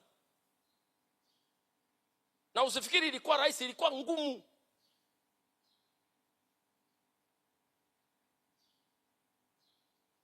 Ikatokea mshemasi wangu mmoja huko mtaani huko, kijana mzuri sana. Kijana mzuri sana. Tukaanzia sebuleni kwake na sturi 3. Nazikumbuka kama naziona hivi. 1, 2, 3. Sturi 3 sebuleni kwake. Tunazaa tawi. Sturi 3. Leo ni kanisa. Leo ni kanisa zuri, kanisa kubwa, lakini ilianzia sebuleni kwa shemasi na sturi 3. Tutoke Yerusalemu. Kanisa la Yerusalemu liwaambia watu wake hatujafika bado. Tuko hapa kwa sababu ya ajenda ya ufalme. Tutoke Yerusalemu.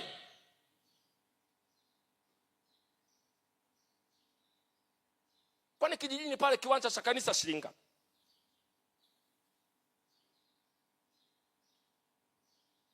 Wewe unafikiri kama mtu anaweza kununua kiwanja hapa cha milioni 20, milioni 15, milioni 18, anashindwa kununua kiwanja cha 500,000 pale kijijini? Tukishaondoa na mentality ya kubaki Yerusalemu, ukisema tu hapa ninaomba watu 10 walio na uwezo wa kununua kiwanja cha 500,000, tunapanda makanisa 10 ndani ya miezi miwili, utashangaa yule amenyosha, utashangaa yule amenyosha, utashangaa yule amenyosha. Wapo tu. Tatizo sisi tumeamua kubaki wapi? Yerusalemu. Tukiwa na akili ya kubaki Yerusalemu tutapata shida hata kusomesha watumishi. Tutaona hatuna hela. Kumbe hela tunazo nyingi. Na hizi hela ziwezi kuwa zimebarikiwa kama sisi tunawaza mambo yetu, tunawaza mashamba yetu, tunawaza watoto wetu, tunawaza nguo zetu, tunawaza suti zetu, tunawaza mipango yetu, tunawaza jengo letu, tunawaza sisi tu. Kwani chuo cha Biblia mtu kusoma shilingi ngapi? CTAG inalipia shilingi ngapi? Sio 100,000 eti baba. Si ni 100,000. Kwa hiyo anatakiwa kutoa 100,000 tu. Kama naweza kusomesha mwanangu chuo kikuu, nampa pocket money ya kuchezea tu 200,000, 300,000, 400,000. Naweza kumpeleka mtoto wangu shule za sekondari. Na wanatufanyaga vituko baba, nimevunja Bunsen bana. Bunsen bana ndio nini? Kuna kitu fulani hivi kinaitwa Bunsen bana. Naona nyota. Haya bwana, chukua wende ukanunue hiyo Bunsen bana uliovunja. Zinatutoka tu. Kwa nini? Ni watoto wetu, tunawapenda. Tusingetaka wapate shida. Nenda kawaangalia watoto wetu hawa wanaosoma sekondari, hawa nini vyuo hawa. Uone simu wanazotembelea. Lisimu mpaka ukishanga. Wewe baba mwenyewe huna, lakini yeye analo lisimu. La shikamoo Yesu, yani lisimu. Halafu kuna watu wanafukuzwa ada vyuo vya Biblia kwa sababu ya 100,000. Yuko chepo anaomba, Mungu nitokee, Mungu nitokee. Jamani, Mungu nitokee, wananifukuza ada. Na yuko kule mkuu wa chuo amechachamaa, hapa bwana tunataka hela. Na bado niko rohoni.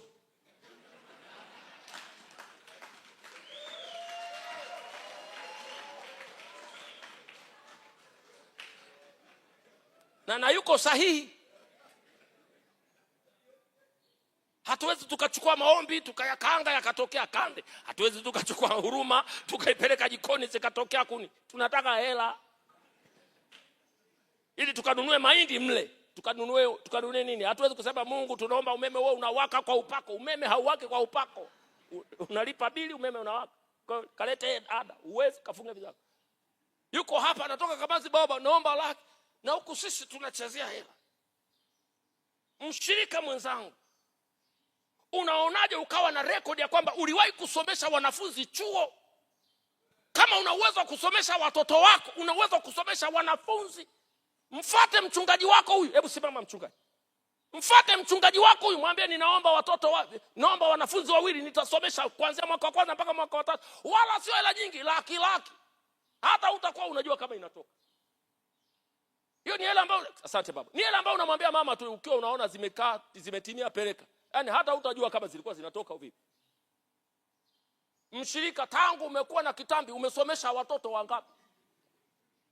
Wanafunzi wangapi? Chuo cha Biblia. Unakuaje mshirika wa chuo cha Biblia na hujawahi kusomesha hata mwanafunzi mmoja? Hapo wewe unafanya nini?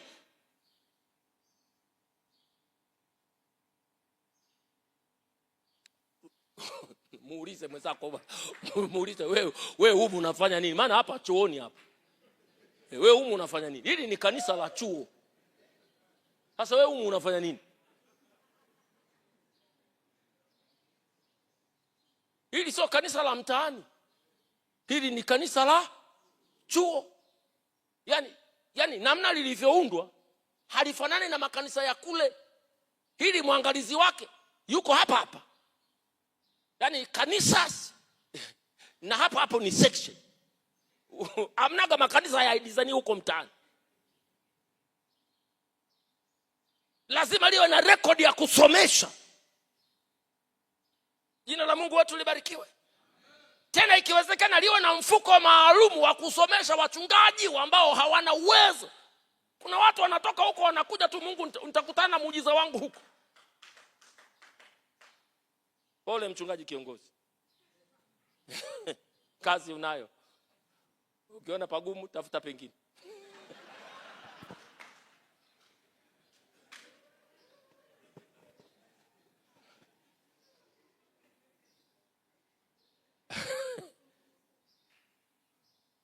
Hivi kuna mtu ananielewa?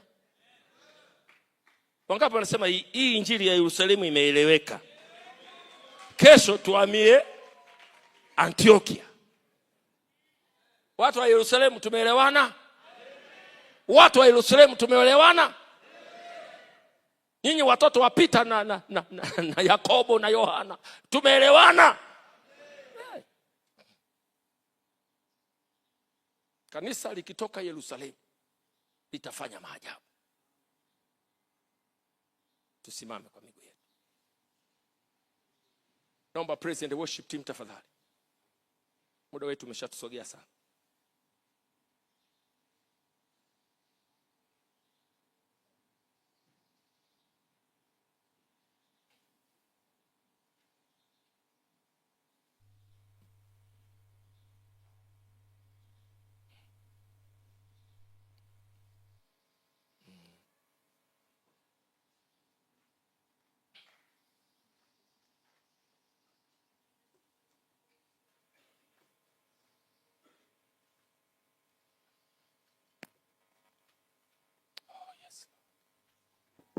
Bwana Mungu, ninakuja kwako, unifanye kama upendavyo,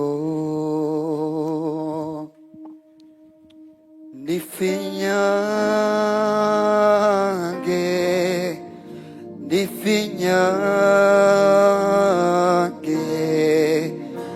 unifanye kama upendavyo. Bwana Mungu, ninakuja kwako, unifanye kama upendavyo. Bwana Mungu, ninakuja kwako, unifanye kama upendavyo. Baba, nifinyange,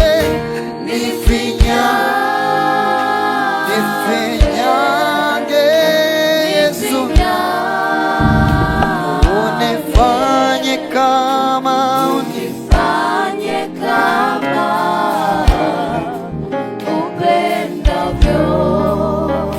Nifinyange Yesu, nifinyange Yesu, unifanye kama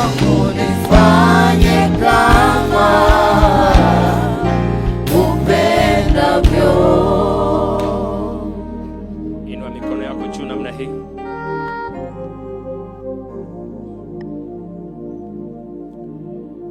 Biblia inasema wataendaje wasipopelekwa?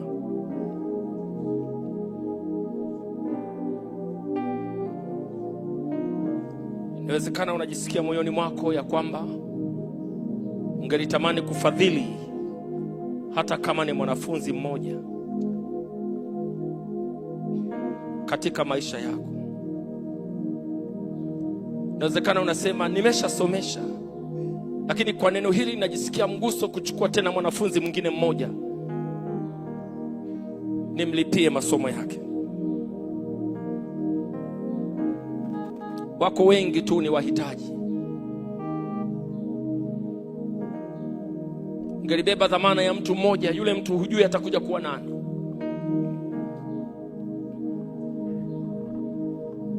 Mimi kuna mtu mmoja aliguswa na Roho Mtakatifu akasema nitakusomesha.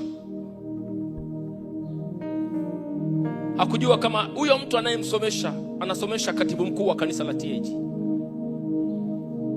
Alikuwa amemwona tu kama kijana aliyoko mahali kanisani pale, kijana wa kawaida tu, kijana tu. Hakujua Mungu anakwenda kumtumia kwa nani katika kanisa hili. Lakini kuna mtu alikubali ile gharama, akasema mimi nitamsomesha huyo kijana. Nilisomeshwa na mtu mmoja aliyesikia sauti ya Mungu kama hivi, akanisomesha, akanilipia gharama za chuo. Kama unajisikia moyoni unasema injili lazima itoke Yerusalemu, na ili injili hii itoke Yerusalemu inahitaji nguvu ya Roho Mtakatifu, lakini pia inahitaji moyo wa kujitoa kwa hali na mali, na unasema niko tayari kushiriki neema hii. Mimi natamani niombe na wewe. Kama unaamini neno hili linasema na moyo wako jioni hii ya leo, wakati tunaendelea kuabudu, tunaendelea kuomba, tunaendelea kusifu, utakuwa unapita mbele taratibu, alafu tutaomba neema ya Mungu juu yako, na kuna neema ya kipekee itashuka juu yako. Hebu tuabudu tena. Ndio Bwana, ndio Bwana, nitasema ndio, ndio Bwana, ndio, ndio Bwana, ndio nitasema, nitasema ndio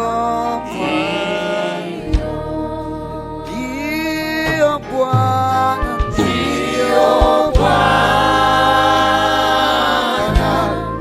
ndio Bwana, nitasema ndio Bwana, ndio Bwana. Inawezekana ulikuwa unashindana kwenye moyo wako. Kuna watu wengine wanasema hata nikimaliza hapa nitarudi Yerusalemu. Ni kweli lazima kuwepo na watu watakaobaki Yerusalemu. Hata Biblia inasema walipotawanyika, lakini mitume walibaki Yerusalemu. Lakini unasikia kabisa moyoni ya kwamba unatakiwa kutoka Yerusalemu,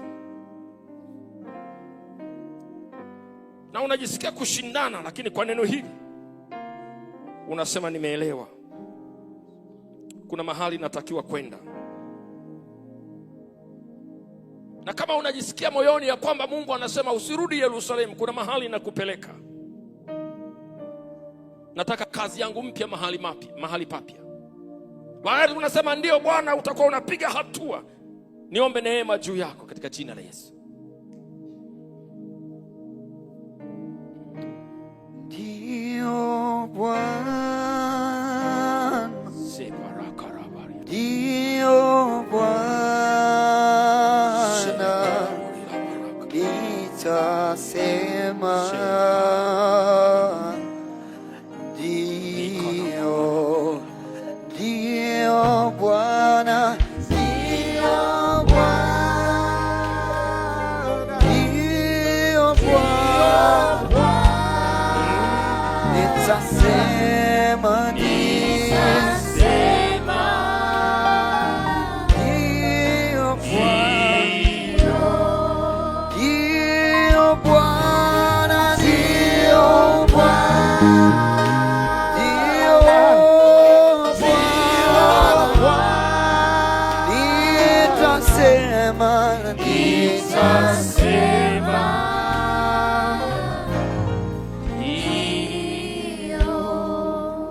Moja kati ya alama ya kanisa la Yerusalemu ni madhihirisho ya Roho Mtakatifu, ni vipawa vya Roho Mtakatifu, ni miujiza Roho Mtakatifu, ni ishara za Roho Mtakatifu, ni uponyaji wa Roho Mtakatifu, ni matendo makuu ya Roho Mtakatifu. Inawezekana uko hapa nawe huwezi katika eneo moja ama lingine la afya au la namna nyingine inayofanana na hivyo. Nataka nikwambie jioni leo uko uponyaji wako mahali hapa. Tutamuita Mungu wa matendo makuu, atakuponya jioni leo. Unajisikia huwezi na una changamoto ya namna moja ya namna nyingine ya afya yako, hatutakuwa na muda wa kukuuliza kila moja wewe shida yako ni nini, lakini tunaweza tukakuombea mbele za Bwana. Utakuwa unapiga hatua taratibu wakati tunaposema ndio Bwana, ndio Bwana, na tutaomba pamoja na wewe. Kwa hiyo naomba nikualike, njoo uchukue muujiza wako hapa. Ndio Bwana,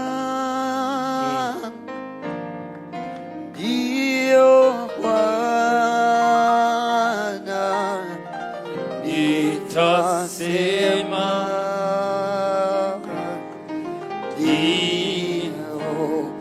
ndio Bwana, ndio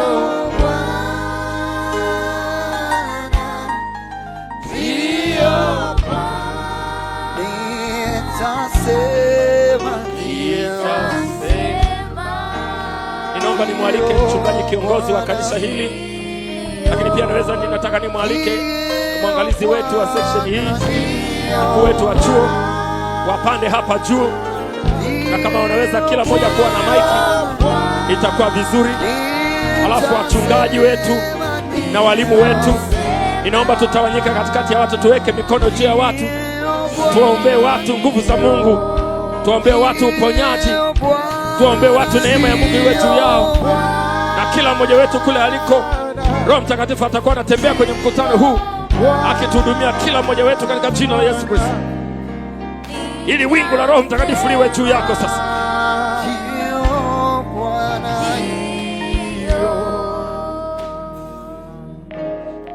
Hebu sema, Baba, katika jina la Yesu, nimelisikia neno lako, nimeamini katika nguvu ya neno lako. Hii ni saa yangu ya kuponywa, hii ni saa yangu ya kuvikwa, hii ni saa yangu ya kuwezeshwa. Roho Mtakatifu, njoo kwa upya.